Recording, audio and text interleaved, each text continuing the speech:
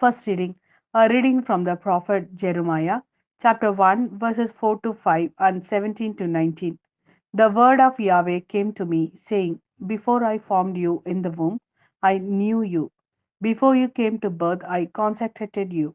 I appointed you as prophet to the nations. As for you, prepare yourself for action. Stand up and tell them all I command you.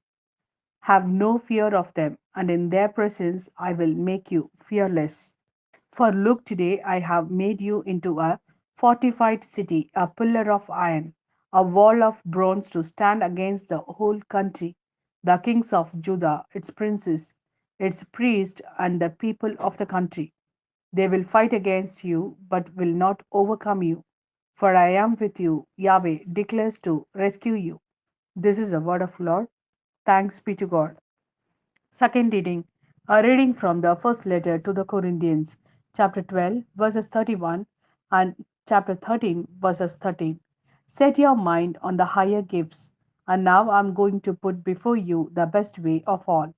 Though I command languages both human and angelic, if I speak without love, I am no more than a gong booming or a cymbal clashing. And though I have the power of prophecy to penetrate all mysteries and knowledge, and though I have all the faith necessary to move mountains, if I am without love, I am nothing. Though I should give away to the poor all that I possess, and even give up my body to be burned, if I am without love, it will do me no good whatever. Love is always patient and kind. Love is never jealous. Love is not boastful and conceited. It is never rude and never seeks its own advantage. It does not take offense or store up grievances. Love does not rejoice at wrongdoing, but finds its joy in the truth. It is always ready to make allowances, to trust, to hope, and to endure whatever comes. Love never comes to an end, but if there are prophecies, they will be done away with. If tongues, they will fall silent, and if knowledge, it will be done away with. For we know only imperfectly, and we prophesy imperfectly. But once perfection comes, all imperfect things will be done away with. When I was a child, I used to talk like a child and see things as a child does and think like a child. But now that I have become an adult, I have finished with all childish ways. Now we see only reflections in the mirror, mere riddles, but then we shall be seeing face to face. Now I can know only imperfectly, but then I shall know just as fully as I am myself known. As it is, these remain faith, hope, and love, the three of them, and the greatest of them is love. This is the word of Lord. Thanks be to God. A reading from the Gospel according to Luke, chapter 4, verses 21 to 30.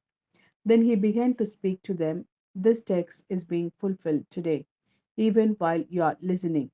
And he won the approval of all. And they were astonished by the gracious words that came from his lips. They said, This is Joseph's son, surely.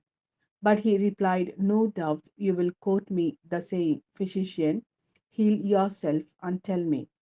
We have heard all that happened in Capernaum. Do the same here in your own country. And he went on, In truth I tell you, no prophet is ever accepted in his own country. There were many widows in Israel, I can assure you, in Elijah's day, when heaven remained shut for 3 years and 6 months, and a great famine raged throughout the land. But Elijah was not sent to any one of these. He was sent to a widow at Zarephath, a town in Sidonia.